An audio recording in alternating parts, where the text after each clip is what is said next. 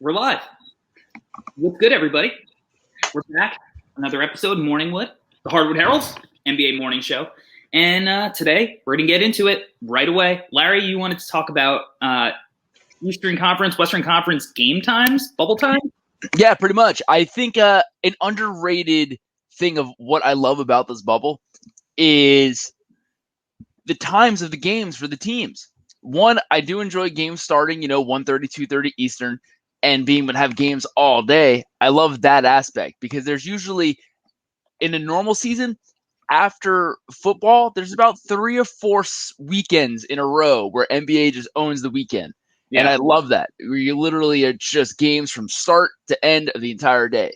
Another thing I love about the bubble times is it seems like they just threw out the window of West Coast plays late and East Coast plays earlier, because you have the games, the teams are just everywhere in regards to where the times are. And I really enjoy it because as being on the East Coast, you really don't get to catch a lot of West Coast games, because if if the last game is starting at 10:30 Eastern, which is, 7:30 Western, that you miss a lot of the Lakers, the Spurs, the Warriors. Yeah, a lot of those games. It's just it's fun to be able to see those teams without being half asleep in bed. Yeah, that is nice. I mean, we've been on this whole late night thing sucks forever. And jealous of everybody on the West Coast who can just come home from work under normal circumstances and the game's on. It gives you that thing to look forward to, where in New York on the East Coast, you have to wait until 7 o'clock? Well, you actually have nothing to ever look forward to being in New York. Let's not go too far. I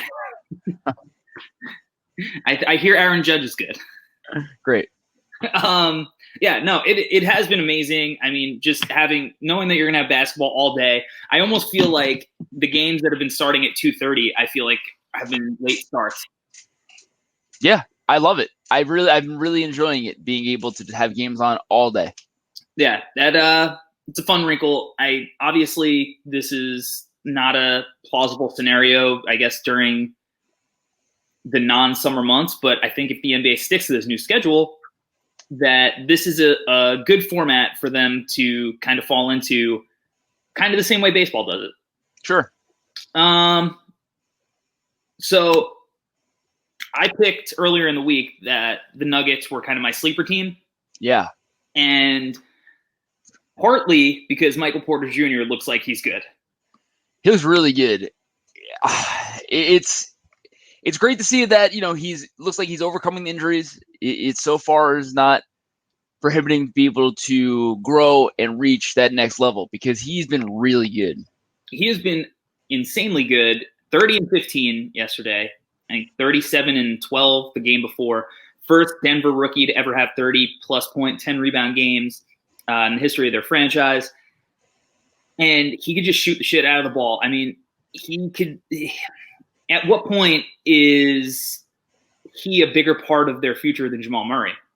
Sure. It makes sense. I mean, it has to be. He has to be a bigger part now, I would say. Just he's young and cheap. Yeah. I mean, Jamal Murray's young, but not cheap. Not cheap. He really seems like he could be that piece to where, I think everybody thought they were going to be kind of that team that tried to trade for, say, Bradley Beal. Yeah. And if Michael Porter Jr. is legit, and look, I don't think he's going to go TJ Warren and just be a 30-point per game scorer every night. Sure. But if he could be that guy who, starting next year, is at 18, 19, 20 points a game, you have a lot more options and directions to go. I mean, you all of a sudden don't really have to package a bunch of your young talent for another superstar. You can kind of just find better fits for your team. No, I agree. I think it'd be a fun exercise to sit and figure out and do the math what free agents or what players they should go after next year. Try to do the math and break down and see what is a realistic option for them. Because Bradley Beal, at this point, if this is the case, it just doesn't make sense. Right. And as we mentioned yesterday, the money starts getting crazy based on whatever the salary cap could be. This kind of alleviates that pressure where trading for a big money guy, they don't necessarily need to anymore. Right. And just as far as the cap situation goes, that's huge. Yeah, as well as they have options to actually improve their team, where if the cap goes down, these other teams like the Clippers and Lakers don't. Right. Speaking of Bradley Beal, his Wizards suck. Oh, yeah, they suck. And I get it. Bradley Beal's not playing. John Wall hasn't played the whole year. Maybe when John Wall comes back and Bradley Beal comes back, they'll be fun. Maybe they get a top 3 pick. Maybe they land a big man like James Wiseman. Their team starts making a little bit more sense. But right now, they suck so badly that the Charlotte Hornets have passed them in the standings. That's just an incredible headline. It's insane. Why are the Wizards here? It sucks. Like, who wants this? This is dumb. It's so dumb. And literally, you just give me any of the other teams from the Western Conference. Sure. In the bubble. Any of them. Just do an audible. Would anybody get mad if Adam Silver was just like, we're gonna send the Wizards packing. We made a mistake, and that play-in game's up for grabs from one of the teams in the Western Conference. I don't think anybody would be upset by that. It'd be another fun wrinkle. That'd be Vince McMahon type stuff. I like it. Yeah, the Wizards, and they're another team too. I don't even know how they make their team better next year. It's hope John Wall. It's literally John Wall. Yeah, we hope John Wall, who hasn't played basketball, which seems like 10 years, is good. It's hoping John Wall comes back and is good, which I don't know. I guess maybe plausible. I don't know. It's been a while. And hoping that whoever is in charge of the Wizards front office drafts the right player with their possible top pick. In a draft that is rumored to be weak, as somebody who studied it extensively, I don't necessarily think it's weak. I think it has some depth. It just doesn't have superstar talent. If you do your homework, you get a good player. I don't know how much faith I have in the Wizards to make I just don't know how they get better. I just don't get it. This team sucks, and they're capped out, and they're the worst case scenario. You're capped out and suck. Yeah. Another guy who I think you think sucks right now is Ben Simmons, who got hurt yesterday. And suck is a strong word. I think you think his attitude sucks, and that is hurting his. I think his attitude. Yeah, his attitude sucks, and it's again. He's just not. How is he helping your team win right now? His 7-7 stat line every night. It's just not. Is he worth the max? I mean, he is an unbelievable defender who can guard. Yeah. He can guard literally every position. Philadelphia just is literally like the absolute worst case scenario for team building purposes for his skill set, which is hard because they have a guy who's arguably more important than he is. Right. In how you build your team in Joel Embiid. You can make it, I tried making the argument for Ben Simmons the other day.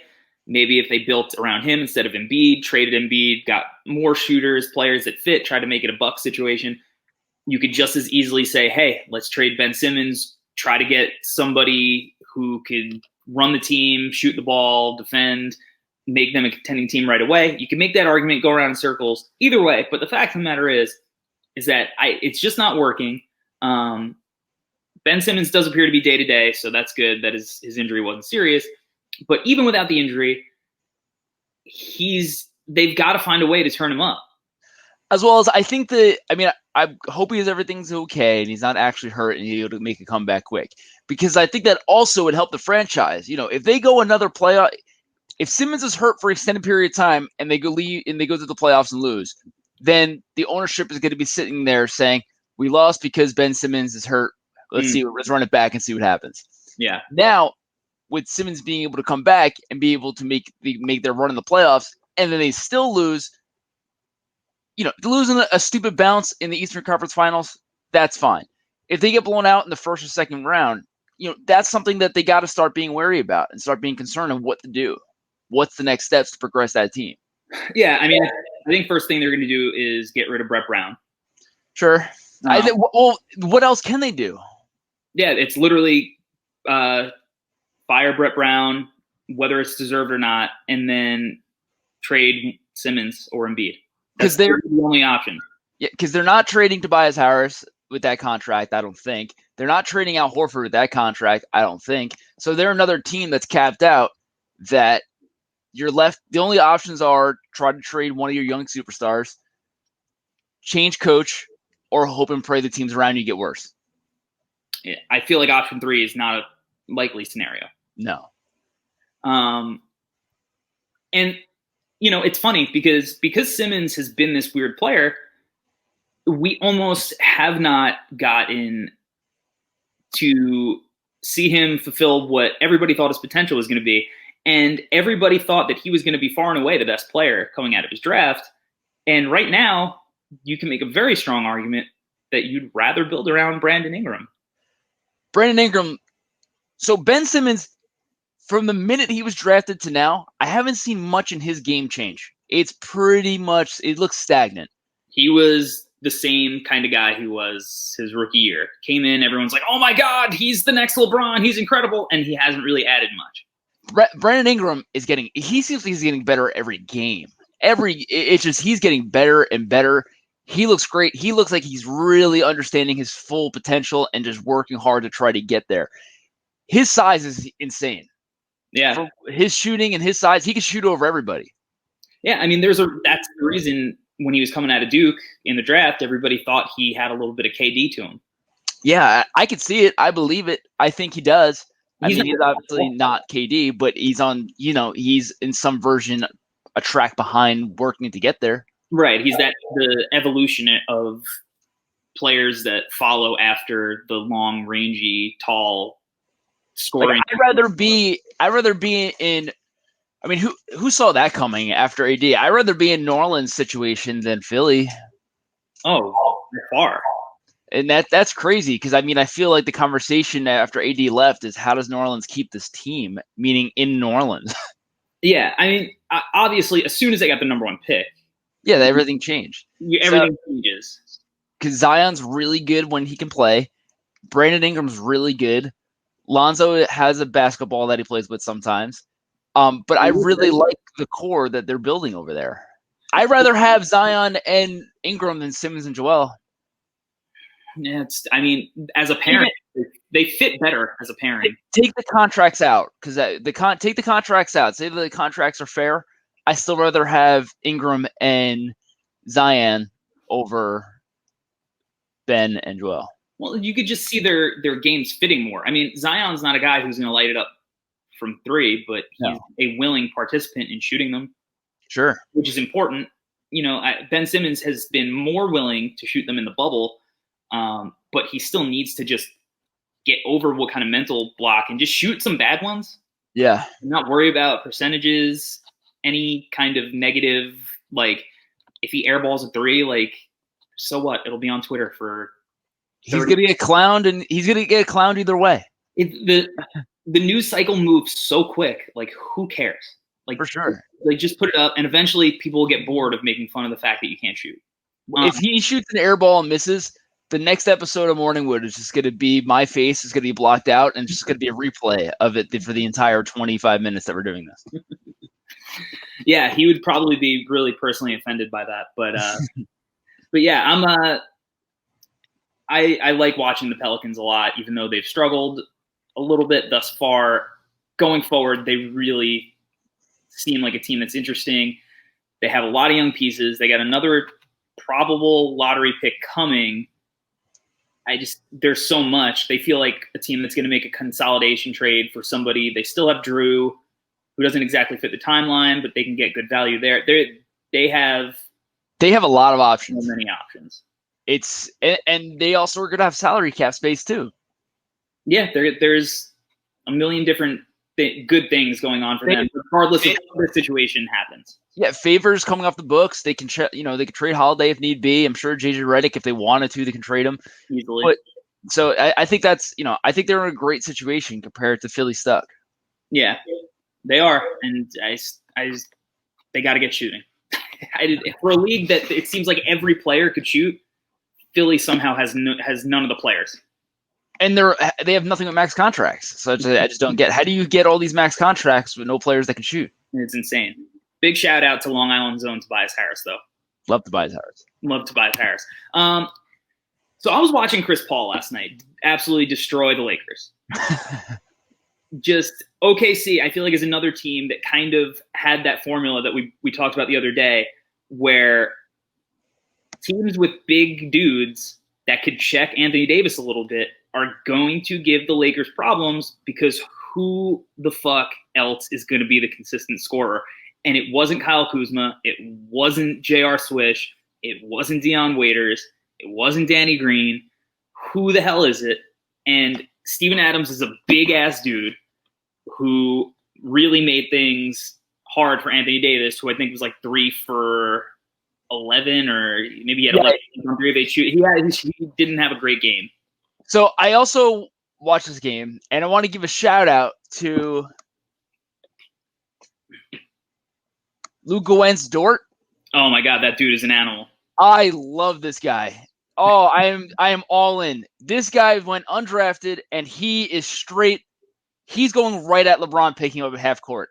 I love it. Don't care about his superstardom. He's trying to make a statement that he belongs in the league. I love it. He's just a grit and grind, and I'm all in. I love this guy. He is your least favorite guy to play in a pickup game. He's so annoying. I love it. He's just doing everything. He belongs on those Bulls teams that were harassing LeBron. I think it's perfect. I love it.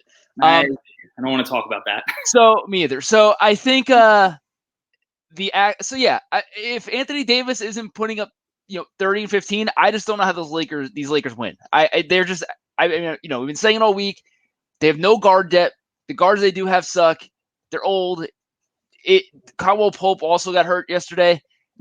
They're just bad, and Chris Paul just shredded them. I mean, I don't know how the Lakers are going. How are the Lakers going to band-aid this problem? It's not J.R. Smith, Deion Waiters, and the answer is they need Danny Green to play the best Heat basketball he can play. Because right now, Danny Green is not. I'm pretty sure he's shooting 0% in the bubble from 3.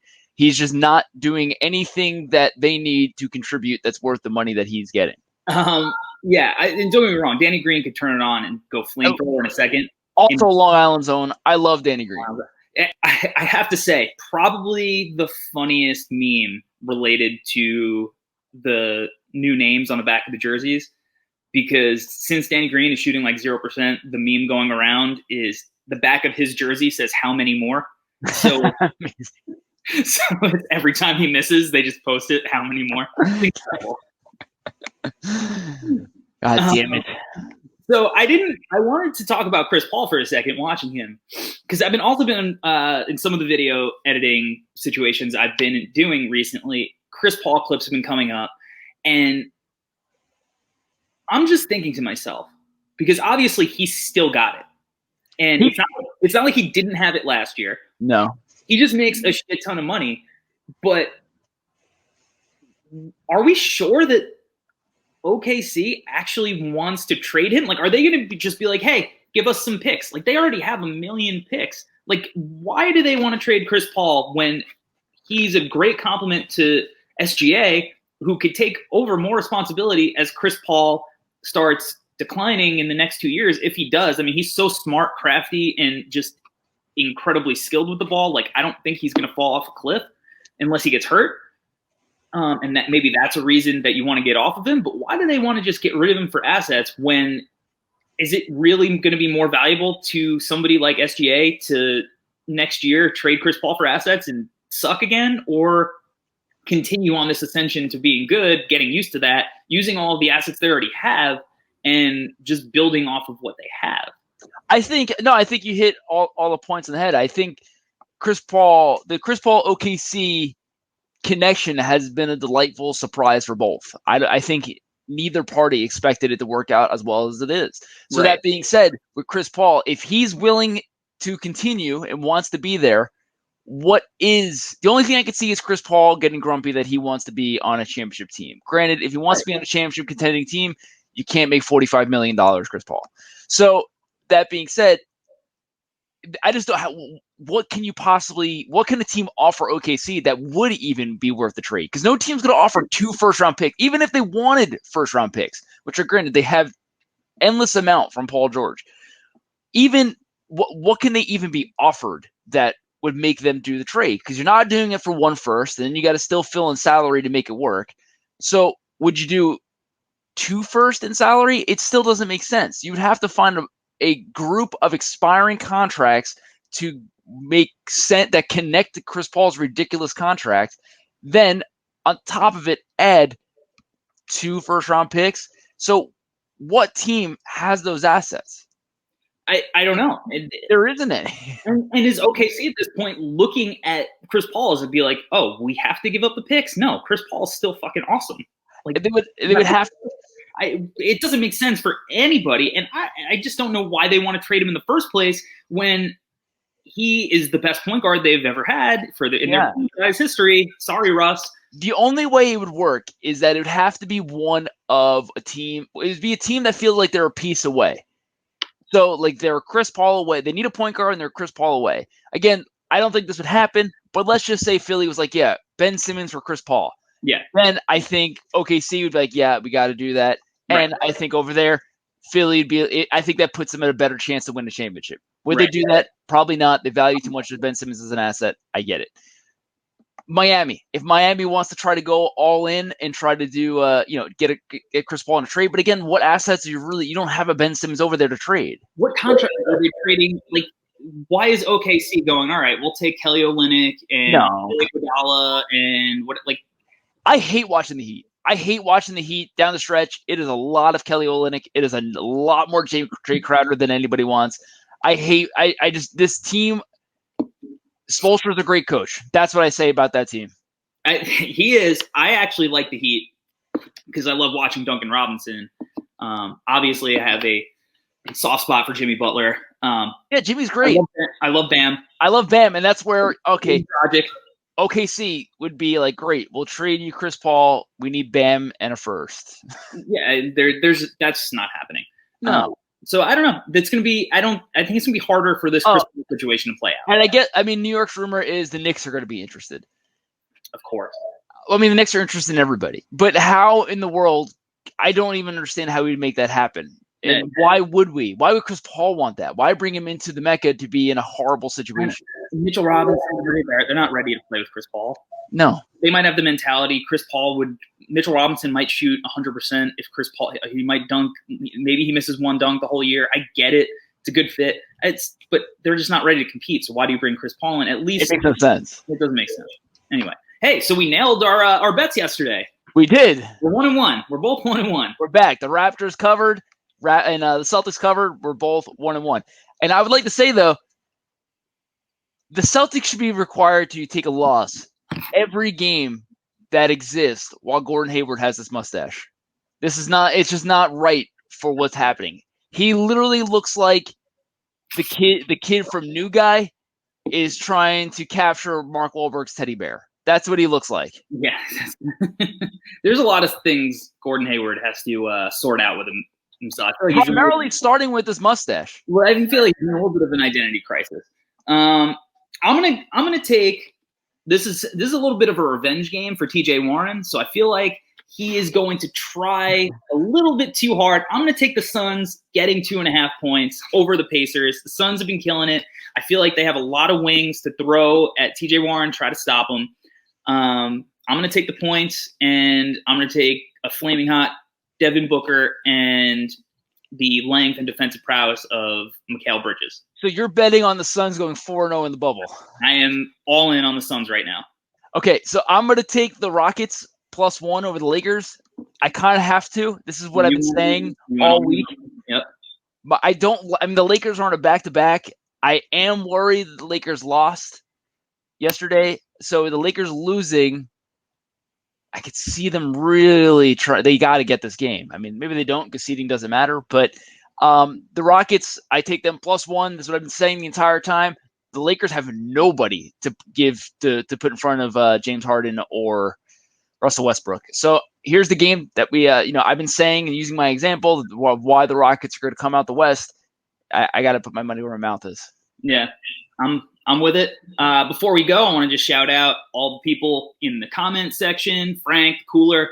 Appreciate you guys watching the show and engaging. They do need a stupid team to give up all their assets for CP3. New York Knicks. Right. All right. We're going to be back tomorrow. If you guys miss a live broadcast, you can catch up, replay on Periscope. You can catch up, I believe, on Twitch. And we're going to put this up on the Hardwood Herald YouTube channel like we do every day. So that's it. See you guys tomorrow. Peace.